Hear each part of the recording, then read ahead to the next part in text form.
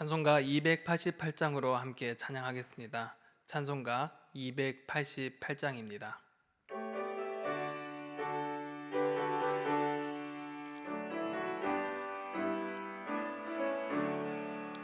예수를 나의 구주 삼고 성령과 피로써 거듭나니 이 세상에서 내 영혼이 하늘의 영광 누리도다. 이것이 나의 간증이요 이것이 나의 찬송일세. 나 사는 동안 끊임없이 구주를 찬송하리로다. 온전히 주께 맡긴 내 영 사랑의 음성을 듣는 중에 천사들 왕래하는 것과 하늘의 영광 보리로다. 이것이 나의 간증이요 이것이 나의 찬송일세. 나 사는 동안 끊임없이 구주를 찬송하리로다. 주 안의 기쁨 누림으로 마음의 풍랑이 잔잔하니 세상과 나는 간 곳 없고 구속한 주만 보이도다. 이것이 나의 간증이요 이것이 나의 찬송일세. 나 사는 동안 끊임없이 구주를 찬송하리로다.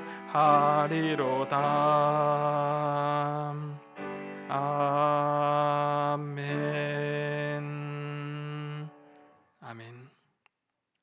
오늘 하나님께서 우리에게 주신 말씀은 출애굽기 38장 1절에서 20절까지의 말씀입니다. 출애굽기 38장 1절에서 20절까지의 말씀입니다. 구약성경 140면에 기록되어져 있는 출애굽기 38장 1절에서 20절까지의 말씀을 이제 함께 보도록 하겠습니다. 그가 또 조각목으로 번제단을 만들었으니 길이는 5규빗이요 너비도 5규빗이라.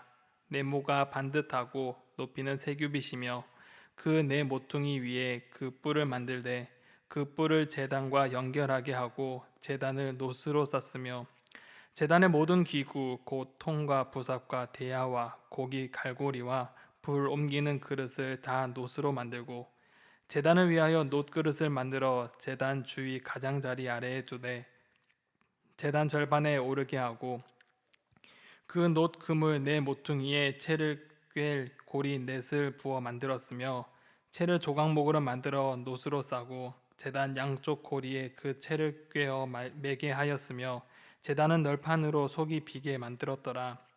그가 놋으로 물두멍을 만들고 그 받침도 놋으로 하였으니 곧 회막문에서 수종드는 여인들의 거울로 만들었더라. 그가 또 뜰을 만들었으니 나무로 뜰의 남쪽에는 세마포 포장이 100규빗이라. 그 기둥이 20이며 그 받침이 20이니 노시요 기둥의 갈고리와 가름대는 은이며 그 북쪽에도 100규빗이라. 그 기둥이 20이며 그 받침이 20이니 노시요 기둥의 갈고리와 가름대는 은이며 서쪽의 포장은 50규빗이라. 그 기둥이 열이요 받침이 열이며 기둥의 갈고리가 가름되는 은이며 동으로 동쪽에도 50규빗이라.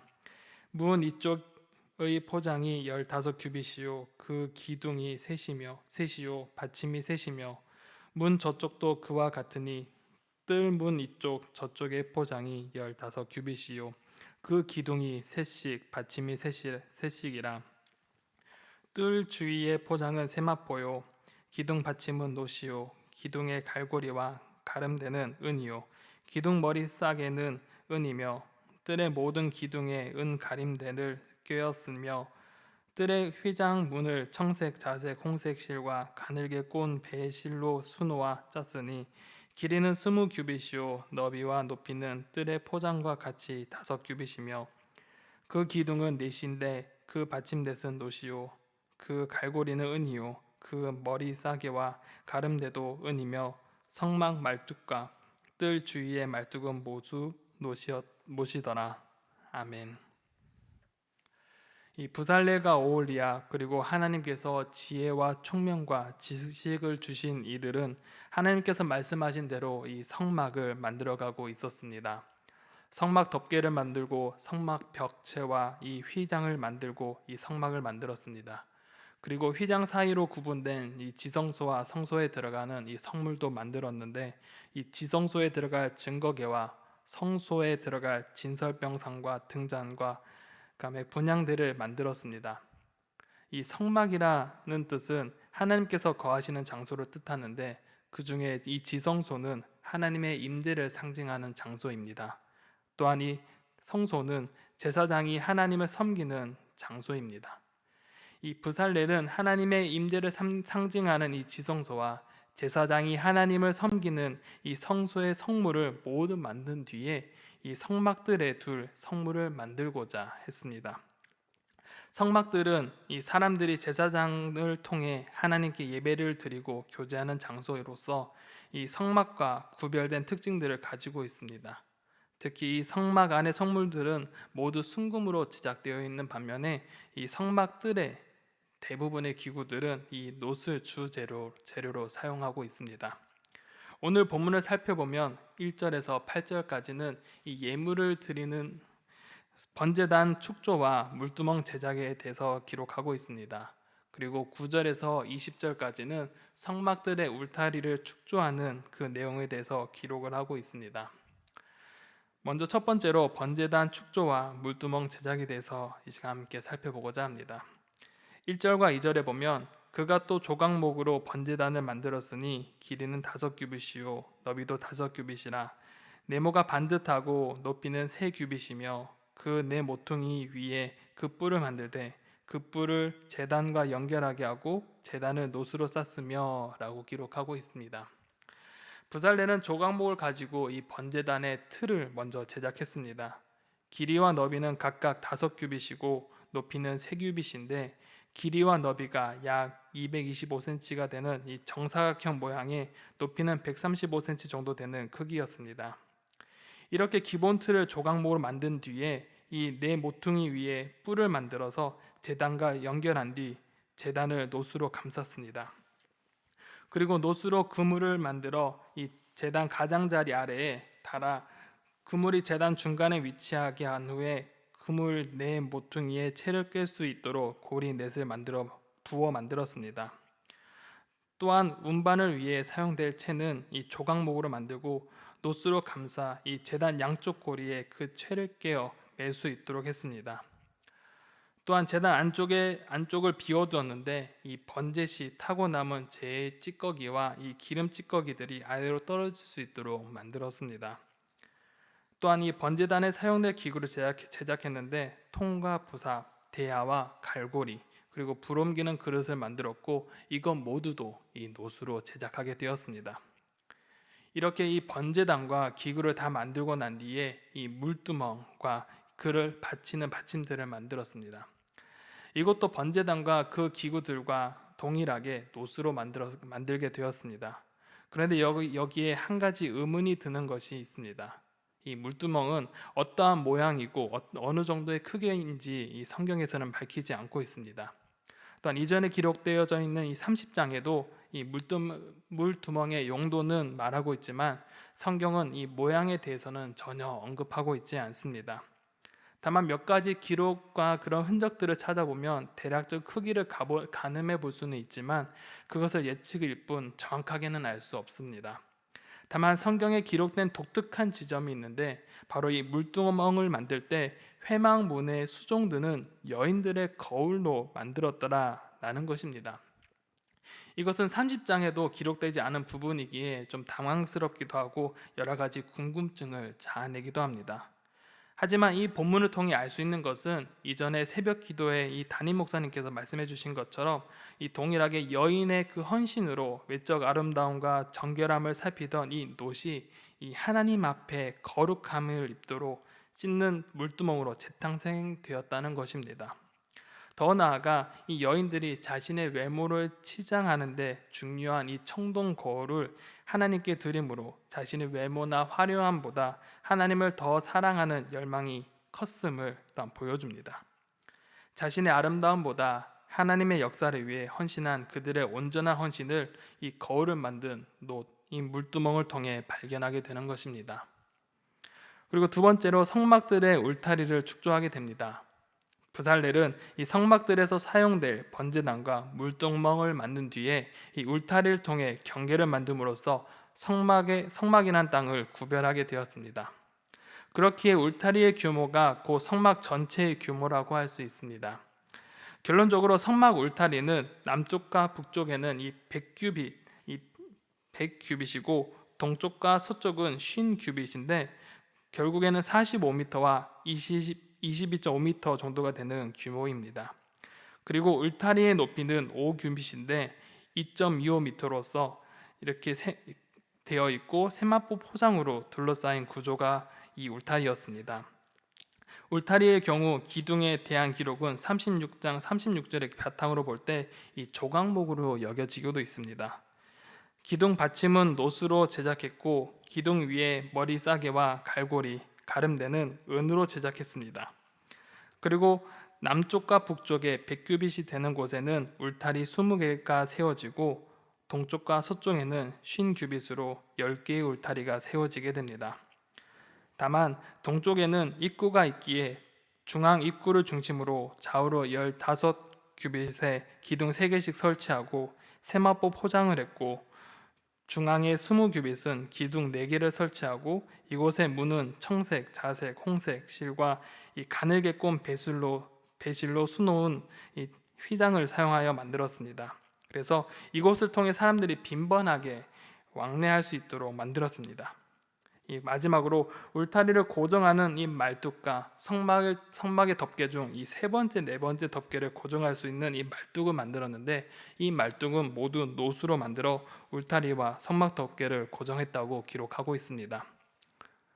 우리는 주일부터 오늘까지 함께 묵상한 본문을 통해서 우리는 이 부살렐이 하나님 말씀에 따라 순종하고 그 말씀대로 하나님의 성막을 차근차근 만들어가는 것을 볼 수 있습니다.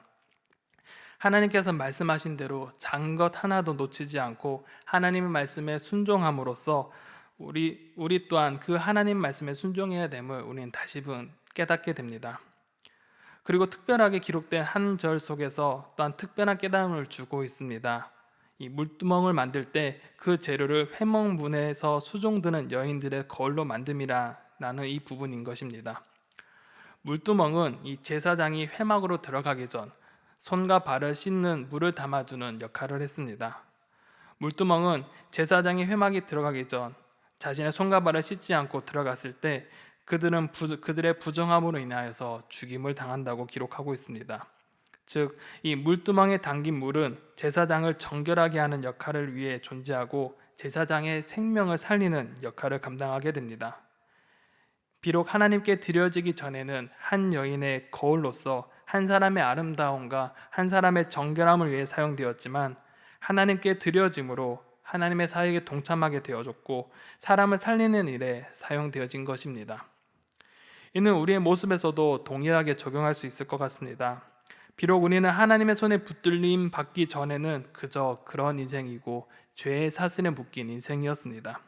하지만 하나님께 드려지고 하나님께 붙들림 받는 인생은 하나님께서 그 인생을 사용하시고 하나님께서 그 하나님의 일에 동참시키게 하십니다.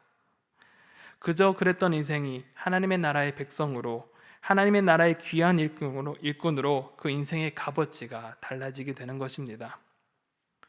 우리의 삶은 하나님께 붙들린 삶입니다. 하나님의 사역에 부름받았고 우리는 그 부름에 응답을 했습니다. 그렇기에 우리의 삶은 하나님의 위대한 사역을 감당하는 사람입니다. 이러한 긍지를 가지고 오늘 하루를 살아갔으면 좋겠습니다. 또한 우리의 삶을 온전히 하나님께 맡기고 또한 이 땅을 당당히 살아가는 오늘 하루가 되시기를 간절히 소망합니다. 기도하겠습니다. 사랑과 은혜가 풍성하신 아버지 하나님, 오늘 말씀을 통하여서 여전히 부살렐이 하나님께서 말씀하시는 대로 순종하며 하나하나 작은 것까지도 순종하며 그 성물을 만들어갔던 모습을 발견하게 됩니다. 하나님, 이 말씀을 통하여서 부살렐의 헌신과 말씀의 순종함을 바라보게 하여 주시며 우리의 삶 속에서도 하나님의 말씀을 순종하며 살아가는 오늘 하루가 될 수 있도록 인도하여 주시옵소서. 또한 하나님, 이 물두멍을 만들 때 회막문에서 수종드는 여인들의 거울로 만들었음을 보면서 또 하나님께 붙들림 받은 인생이 어떠한 인생인가를 다시 한번 생각하게 됩니다. 비록 우리의 삶에 하나님을 만나기 전에 우리의 모습은 죄의 노예였고 세상에 묶여있는 그런 사람이었지만 하나님께 붙들림 받고 하나님께 구원받은 우리의 모습은 하나님의 백성으로서 존귀한 자녀가 되었음을 기억하게 합니다.